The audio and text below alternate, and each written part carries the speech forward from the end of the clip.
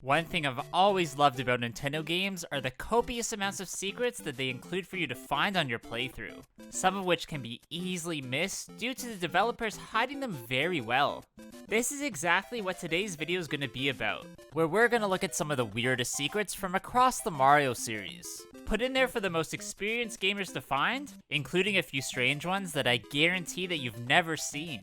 Oh yeah, before I get started here, my name is Copycat, and if you haven't yet to please subscribe to my channel, hitting that bell button to stay notified when I upload new videos.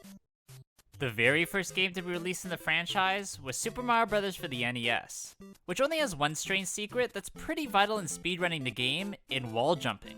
If you gain enough momentum and jump at any horizontal surface in the right way, then you can jump again, which allows you to reach certain spots faster than intended. This is really hard to pull off, as you essentially have to be frame perfect. Well, close. But at least the Switch's rewind feature definitely will help you out a lot, as it's a great way to quickly reset your position, so you can practice over and over. The next to be released in the Western original trilogy is Super Mario Bros. 2, where one secret from it I have to mention is the alternate route you can find in World 6-3. This is located up the ladder right at the beginning of the stage, where you need to hug the left wall and enter the quicksand, being careful not to get swallowed. From here, if you continuously jump while moving underneath the sand, you can make it to a hidden alcove with a door that allows you to skip basically the entire level. This isn't the most insane secret, but I do remember coming across it as a kid and being fascinated that they actually added something like this to the game. The final entry of the original trilogy is Super Mario Bros. 3 for the NES, which has one very weird secret / feature I want to showcase in a power-up you can use to almost immediately complete the final Bowser fight. That thing you can equip yourself with is the Hammer Suit, where 3 projectile hammers thrown at the King Koopa will kill him, allowing you to skip waiting for him to fall into the void. Now, you do of course have to go through the entire stage without taking damage, as this power-up is only found in secret spots in the game, and definitely not in this final level. The Lost Levels, Super Mario All-Stars entry is interesting as it's actually the true Japanese sequel to the original, never initially released in North America as it was deemed too hard and therefore too alienating for the normal audiences. Either way, it has one strange secret I can think of in what happens when you're able to jump over the flagpole. In the original title, if you pull this off, then you come across nothing, with that instance being really more classified as a glitch, with this game actually leading to a warp area which is not evident at all at first glance.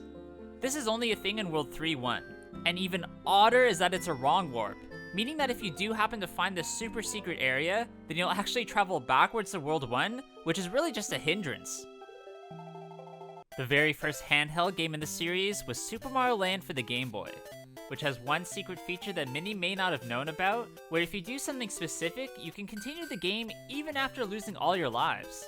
This only occurs if you collected over 100,000 points across the various levels of the title, which definitely can be a helpful thing, but remember you do need to get the score every time you play if you want this enabled, as there's no save feature in the specific entry. The only strange secret I want to showcase from Super Mario World for the SNES is that there's a way to easily defeat the Big Boos, a very intimidating enemy found primarily in the game's ghost houses. Believe it or not, all you need is a slope that you can slide down, as coming in contact with the ghost while doing this action will inexplicably cause them to immediately die.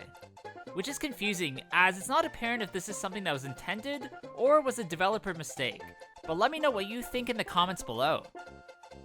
The second entry of the Super Mario Land subseries came out for the Game Boy in 1992, and has a secret feature that actually allows you to play an even easier version of the game, which reduces the amount of enemies in each level, as well as bosses being easier to defeat.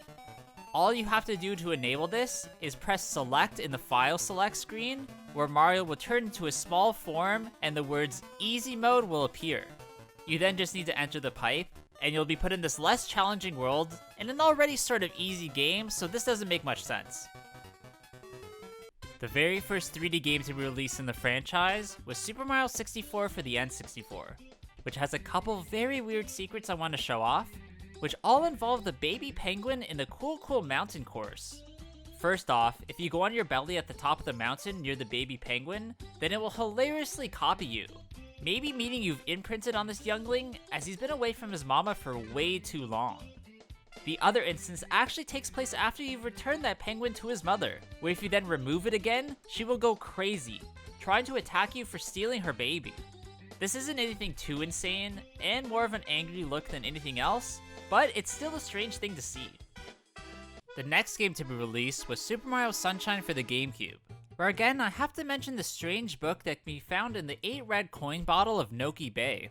I talked about this briefly in a previous video, but if you go into this alcove in the underwater structure, then you'll find a door, where there you can manipulate the camera so you can see this book. This oddly has no use whatsoever. Although I don't think it was included for no reason, where my best guess is that it was supposed to lead to something bigger like an Easter egg or collecting a Shine Sprite, but in the end it was scrapped. This is now turned into one of Mario's greatest mysteries, and I do hope that one day Shigeru Miyamoto reveals its secret. Nintendo will return the series to its 2D roots with new Super Mario Bros. For the DS, which has one strange secret that I literally had no clue about in being able to play as Luigi. To do this, all you have to do is be on the file select screen, have a save highlighted, then press L, R along with A, which will allow Mario's brother to become a playable character. This is purely a cosmetic change, as Luigi doesn't have any special abilities like he would in other entries, not being any lighter or not being able to jump higher. So this really is just a fun, little known secret than anything else. Super Mario Galaxy is the next game we're going to look at, which has one strange secret during the race against the Cosmic Clone in the Honey Hive Galaxy. If you do something specific, then you can actually get a significant boost at the very beginning of the race. First by holding Z when the countdown reaches 2, then by pressing A when the word GO appears. In combination with long jumping, this makes this race considerably easier. And even though it's a very small secret, it's still one that can be important in completing this mission. The second game to be released in the new Super Mario Bros. Sub-series came out for the Wii in 2009, having one very strange Easter egg / secret that only triggers if you've gained the maximum 99 lives. This then randomly causes Mario, or Luigi, to lose their hats as long as those max amount of lives are maintained. Which definitely is different, as you'd think this would be a punishment and not a reward for doing something so crazy. This actually appears in later games in the series, and is an interesting addition, although I don't really understand it. The second entry of the amazing Super Mario Galaxy sub-series came out for the Wii in 2010, containing a secret that only unlocks when you beat the game solely as Luigi, or have 9,999 coins in the coin collection of Starship Mario, which then puts staff ghosts in each level. As the name suggests, these ghosts are actually real gameplay from the developers, and really shows how they completed certain galaxies themselves, which is why these ghosts take certain shortcuts and do specific things that might not be apparent to the average player. This is a good challenge if you're looking for something to do once you've fully completed the game, giving you a different insight on how the makers play it themselves. Nintendo would perfectly combine their 2D and 3D elements with the release of Super Mario 3D Land for the 3DS, which has one secret feature I never paid attention to, in the fact that Mario will actually look towards secret areas when you're playing. Knowing this will allow you to find some really hidden goodies, usually just a 1-up or a power-up, but it's still something. The next game in the new Super Mario Bros. Sub-series came out for the 3DS in 2012, where there's a secret way to unlock repeated access to Toad Houses if you do something specific. That's if you beat every single playable level in the entire game, where you're then able to go back to those houses as many times as you want, which isn't as great of a bonus as you think, as you have already fully completed everything at that point. I've noticed this game doesn't have as many secrets as the others, so if I left one out that should have been included, then please let me know in the comments. The final entry of the new Super Mario Bros. Sub-series came out initially for the Wii U in 2012, having one secret you can do in the Deluxe's version's character select screen to make the fan favorite blue Toad appear. This Toad was actually the 4th playable character in the original Home System Wii entry, so when fans went to play this game and he wasn't immediately available, they were a bit disappointed. However, if you press ZL or L over the yellow default Toad, then it will actually change to blue, which isn't something they straight out tell you, and I only learned about this by looking through Reddit for this title's secrets. In my opinion, the strangest secrets in Super Mario 3D World are the plethora of hidden 8-bit Luigis, which are placed throughout the different levels as a celebration of the Year of Luigi, aka his 30th year of existence. Some of the best you can find include the giant one walking in the water near the bridge of the World 1 castle, the random shadow 8-bit Luigi at the top of the wall in Shadowplay Alley, the undead 8-bit Luigis that come alive in Shifty Boo Mansion if you collected all 6 clocks, then be near the goal with 12 seconds left on the timer, or the one that appears on the moon of World 6's A Beam in the Dark, only showing up if you touch the goal pole with 30 seconds left on the timer. In my next video about hidden images in every Mario game, I'm gonna go more in depth about these Luigi sightings, so stay tuned for that one. Up next is the absolutely massive Super Mario Odyssey for the Nintendo Switch, where in my opinion the weirdest secret you can come across is the homage to the castle courtyard from Super Mario 64. This is found, of course, near Peach's castle in the Mushroom Kingdom, but you're only allowed to access it once you've gotten the Super Mario 64 costume that can be bought at the Crazy Cap store.